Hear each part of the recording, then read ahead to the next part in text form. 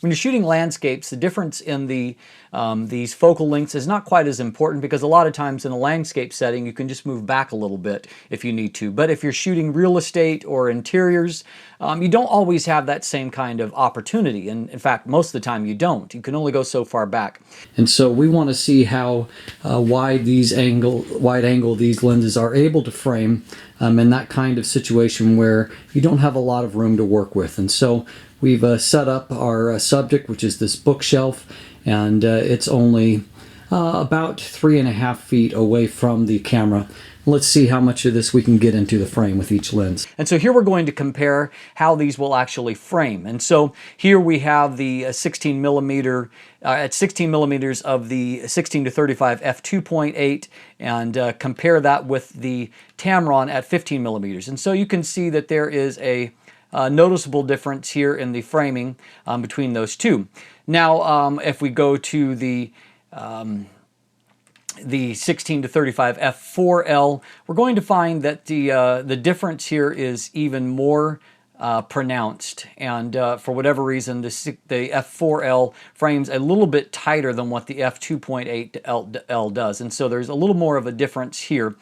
And of course, if you really want to frame wide, then the Rokinon is your guy. Look at the difference between the Tamron, our widest of our three that we're comparing, compared to the Rokinon. The only problem, of course, is the Rokinon has so much distortion, barrel distortion, perspective distortion, that it's fairly useless for this kind of situation, because you would lose most of that in doing correction. And so here, let's take a look at a really tight bathroom. And so let's say we're trying to make this bathroom look larger. And so here's what the 16 to 35 f4L, how it will render that. And then the Tamron, and let's jump in and look at these bigger. And so here's the Tamron at 15 millimeters, and then there is the Canon. And so you see that we do lose several inches, probably about 6 inches all around of framing. And so, you know, if you're doing this kind of photography, this may be a big deal to you, because every millimeter counts. We're going to see how much of the image we lose and how much actual distortion needs to be corrected in this kind of space. So in this first image, which was done by the Canon 16 to 35 f4L IS, and that's at 16 millimeters, I have run the Adobe Camera Raw distortion correction here and for the profile for the lens. And so let's take a look by comparison. Here was our original lens, our original image, I should say, and here is the corrected one. And so we can see that there's definitely, in this portion of the image, there's some barrel distortion that's being corrected. And if we look up here in the top right corner, where it's most notable, you can see that there is a fair bit of the image that is lost. Now, by comparison, here is the Tamron at 15 millimeters, and we have run the same profile. And so you can see from this that the profile for the Tamron from Adobe is actually not hardly correcting any barrel distortion at all. There is very, very minute. And so as a result, we can see we're not losing as much of the image, because there is actually less distortion to correct. Now, was what we saw in an interior space when it comes to distortion between these lenses, is that going to prove true when we go out into an architectural type image? Let's take a look. Now, what we're going to do is just be able to toggle on and off. That's why I created a separate layer. And so on the Tamron, you can see that there is a very small amount of vignette correction. And so the overall image looks a little bit brighter, almost no distortion correction. You lost just a tiny bit of the image there, back and forth. Now, let's look at the Canon. This is where it's kind of surprising. This is before the correction. You can see there is quite a bit more perspective distortion that is taking place.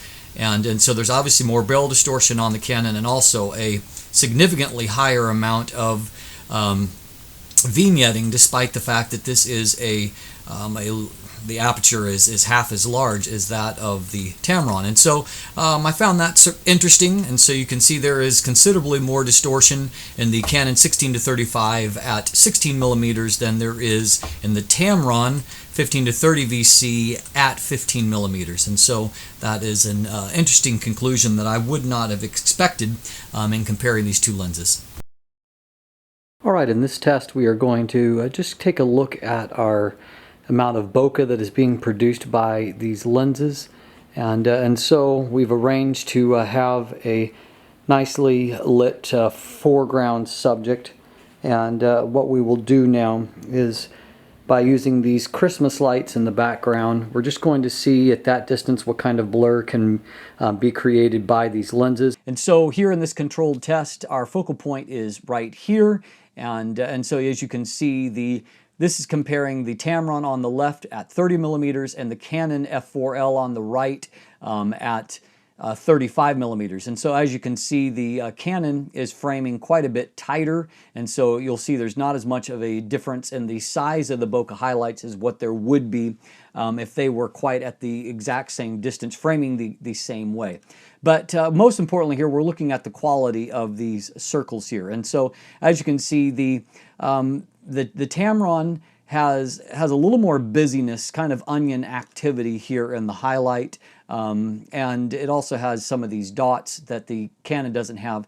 The Canon does have a more pronounced inner circle line, but I would say that there is a slight edge to my eye to the Canon here, with one exception, and that is as you go further up the frame, you'll see how that the Tamron is retaining a circular shape, and towards the edge, the Canon is getting kind of lemon-shaped with some of the circular highlights. We can also compare these now at the wide end, and so we're going to see here that the difference in the circular highlights is a little more pronounced here. They're a little softer from the Tamron, and that's because the aperture is more in play here. There's less of a variance in the focal length. And so if we go in close and take a look, neither one of these really is mind-blowing. Obviously the highlights are softer from the Tamron, but there still is some of that busyness going on in there, and there's a bit more busyness that's taking place in the Canon as well, and so neither one of these has a clear win here.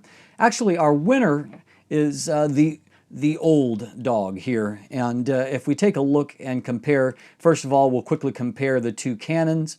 We will see that the f2.8 variant does a great job here. Obviously here we see that the circles are much softer here and less pronounced, and then as we zoom in, look at the how nice the circles are, and there's no busyness here. They stay nice and circular going up towards the top.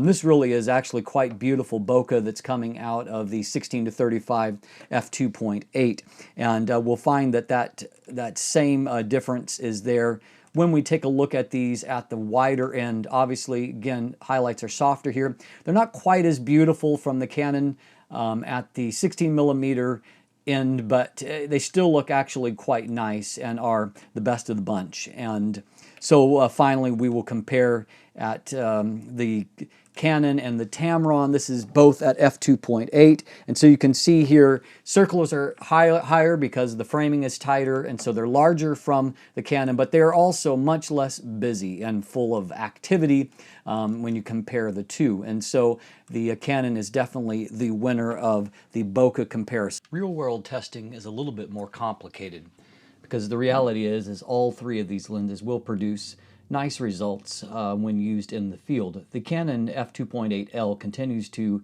demonstrate the softest and nicest highlights, but of course it also has a penalty in the sharpness and contrast department. By comparison, the f4L produces nice results at minimum focus, but if the background is close at all, it immediately begins to become more busy. The Tamron does not have the same amount of magnification, but it also produces a much more soft background, and I find that the transition to defocus is quite nice, as will be shown in these images. The reality is that none of these lenses are purchased strictly for their bokeh performance, but all of them will do a reasonable job in the right situation.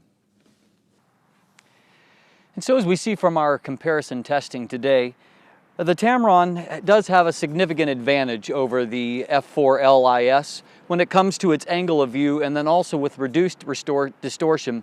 It makes it kind of the logical pick for those of you whose priority is to do either event work or even to do some architectural work.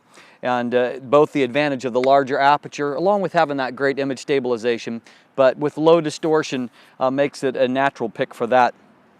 And we also saw that when it comes to the production of bokeh, while all of these lenses do quite well, the older 16 to 35 f2.L seems to perhaps sacrifice a little bit of sharpness and contrast to the other two, but it does make up for it in a very nice out of focus area, and by far the best of the bunch when it comes to the bokeh production.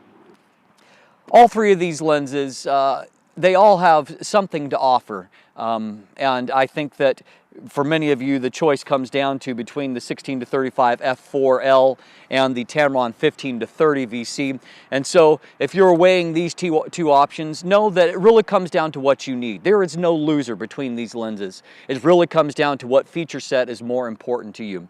I'm Dustin Abbott. If you haven't already, please subscribe. Thanks for watching and have a great day.